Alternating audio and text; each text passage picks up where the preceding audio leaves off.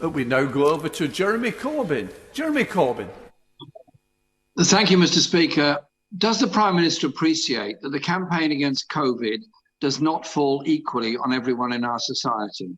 For many, this third lockdown is one of devastating fear of mental health, isolation, job loss, poverty, loss of their place of residence, and stress about the future.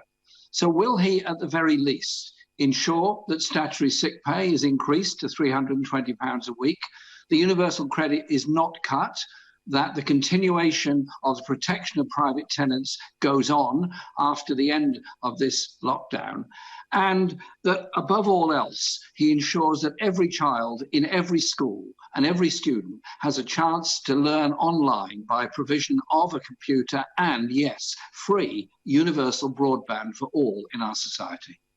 Minister.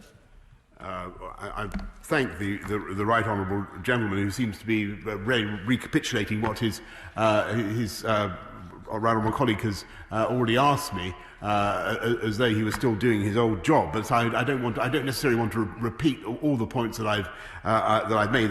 Obviously, we're investing heavily to support jobs and livelihoods throughout the country. On mental health, he's right to draw attention to the risk of increased suffering caused by the privations of lockdown. That's why we're investing hugely in mental health provision, another 13 billion plus 18 million support for wonderful mental health charities across the country. So Desmond Swayne.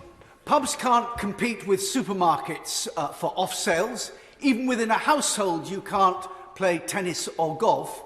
Notwithstanding the assault on liberty and livelihoods, why are these regulations pervaded by a pettifogging malice?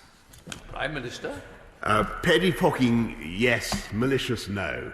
Mr. Speaker, the intention, and I'm going to have to take the hit here. The intention is to stop the virus, to protect the NHS, and to save lives. And to do that, we have to engage in restricting transmission between human beings. And I know that my right honourable friends and colleagues, honourable right honourable members, will find all sorts of reasons to oppose all sorts of restrictions. But in the end, Mr. Speaker, we have to look at the overall budget of risk caused by transmission between members of the human race, and that is what we're trying to restrict. Let's head up to Greater Manchester with Lucy Powell.